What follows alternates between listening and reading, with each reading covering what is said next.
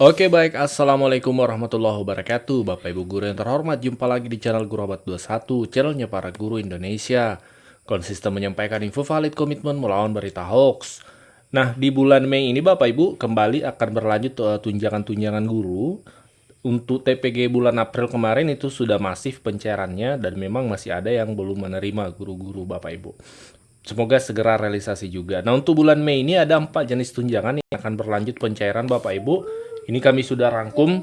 Yang pertama, TPG bulan Mei Bapak Ibu, ini ada kabar semoga ini terrealisasi cair sebelum Idul Adha Lebaran Bapak Ibu. Karena kalau Idul Adha itu tepat di akhir bulan Bapak Ibu. Jadi semoga cair sebelum Idul Adha. Kemudian yang kedua, TKG bulan Mei, tunjangan khusus guru bulan Mei. Ini biasanya sepaket dengan TPG Bapak Ibu untuk guru-guru di daerah terpencil. Kemudian yang ketiga adalah tamsil atau tambahan penghasilan untuk guru-guru ASN yang belum sertifikasi. Dan yang kemudian TPP adalah tambahan penghasilan. Ini memang setiap daerah berbeda-beda. Ada daerah yang ada anggaran TPP-nya, ada yang tidak Bapak Ibu. Nah, ini tunjangan yang kita tunggu di bulan Mei ini Bapak Ibu. Kita akan update lagi seperti apa perkembangannya. Mulai dari TPG, TKG, Tamsil, dan TPP Bapak Ibu.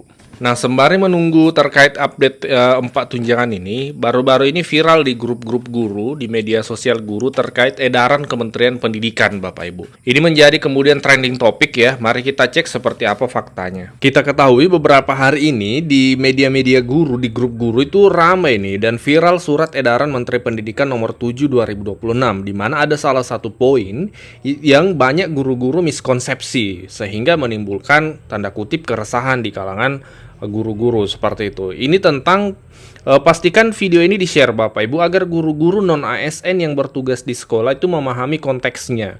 Karena banyak sekali lagi yang miskonsepsi salah memahami edaran ini. Ya, edaran nomor 7 2026 tentang penugasan guru non-ASN ya pada satuan pendidikan yang diselenggarakan oleh pemerintah daerah.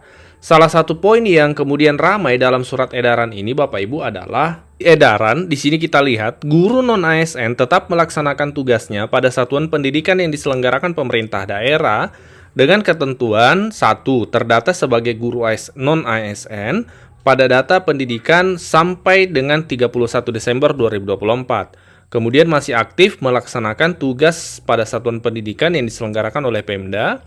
Kemudian yang kedua, data guru non-ASN sebagaimana dimaksud pada angka 1 dapat dilihat melalui laman ruang SDM. Nah, poin ketiga ini yang kemudian menjadi sorotan nih.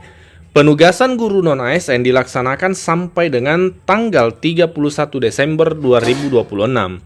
Nah, di sini kemudian banyak yang persepsi atau pemahaman yang muncul bahwa setelah 2027 ini non-ASN tidak ada lagi di sekolah seperti itu ya. Seperti apa sih penjelasan dari Kementerian Pendidikan? Nah, selaku yang mengeluarkan edaran ini Bapak Ibu. Jadi kita mencari informasi yang valid terkait hal ini supaya kita memahami konsepnya.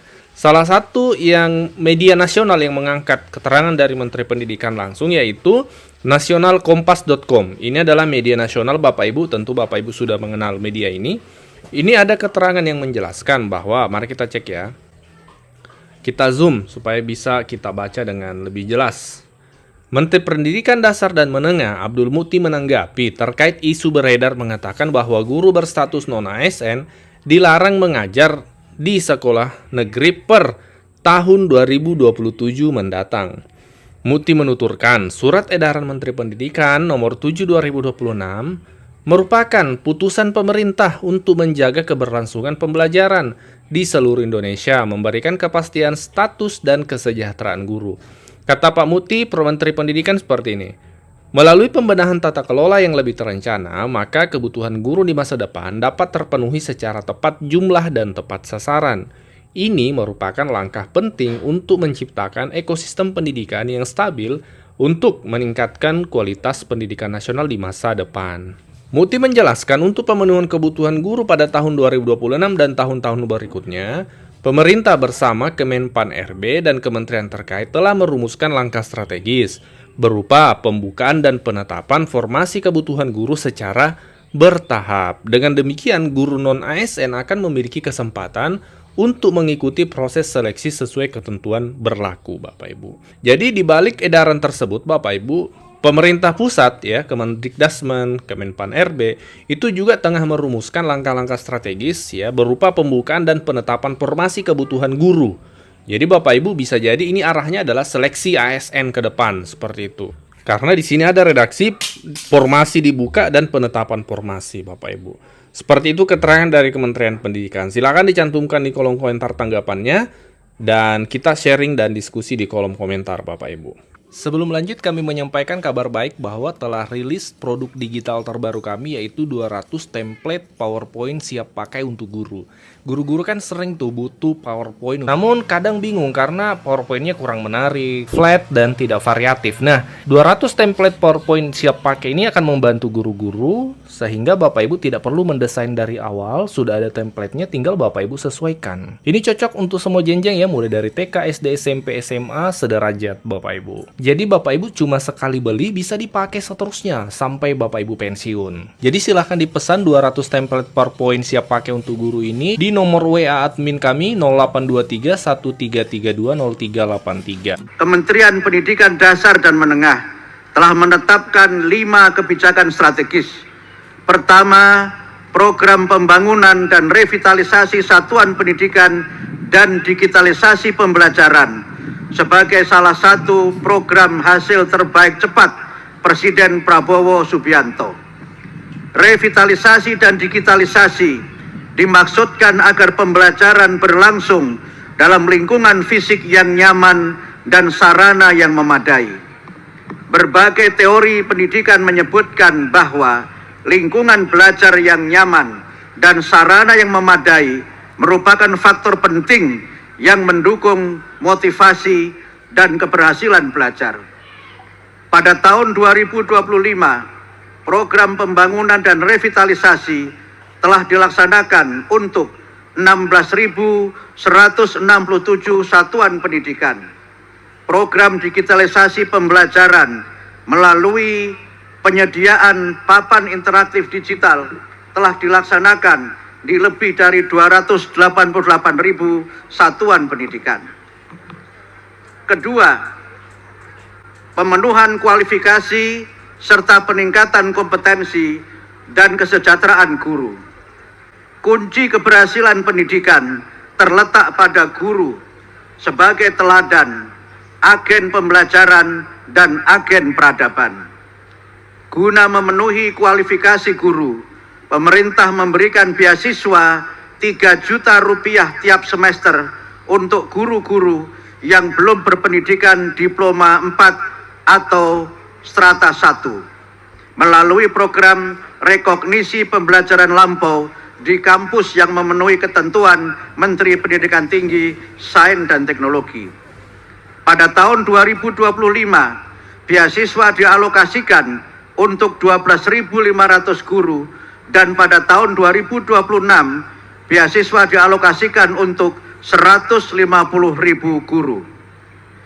Para guru juga mendapatkan berbagai pelatihan seperti pembelajaran mendalam, bimbingan konseling, coding dan kecerdasan artifisial, kepemimpinan sekolah, bahasa Inggris, dan STEM.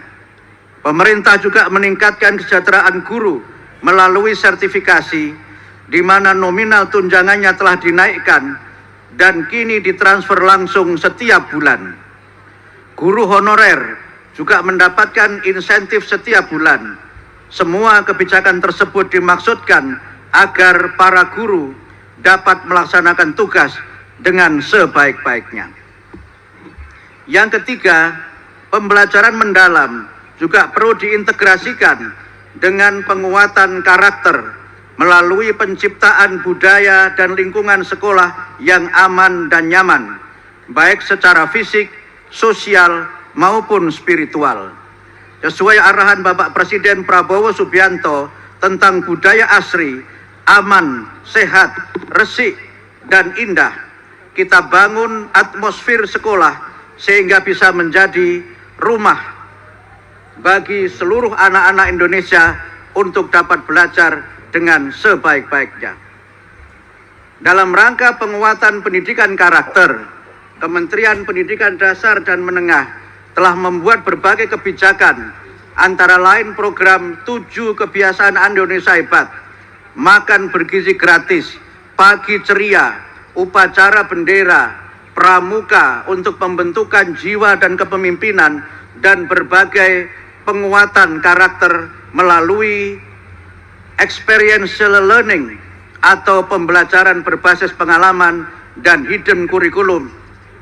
Kementerian juga meluncurkan album lagu anak dan lagu-lagu yang menumbuhkan semangat dan hidup rukun, toleransi, dan saling menghormati melalui lagu. Nilai-nilai utama dapat diinternalisasi ke dalam jiwa dan kepribadian anak-anak kita. Bapak Ibu, para tamu undangan, dan para pelajar Indonesia Hebat, dan semua peserta upacara yang budiman. Keempat, Kementerian Pendidikan Dasar dan Menengah juga berusaha meningkatkan kualitas pembelajaran dan capaian pendidikan melalui gerakan literasi dan numerasi, gerakan STEM, Sains, Teknologi, Engineering, dan Matematika, serta tes kemampuan akademik atau TKA. Selain untuk mengetahui kemampuan akademik secara individual dan kelembagaan, TKA juga menjadi alat evaluasi untuk intervensi peningkatan mutu pendidikan dan salah satu aspek penilaian untuk melanjutkan studi ke jenjang yang lebih tinggi. Berbagai lomba olahraga dan seni diselenggarakan untuk mengembangkan bakat dan minat serta jiwa kesatria di kalangan para pelajar Indonesia.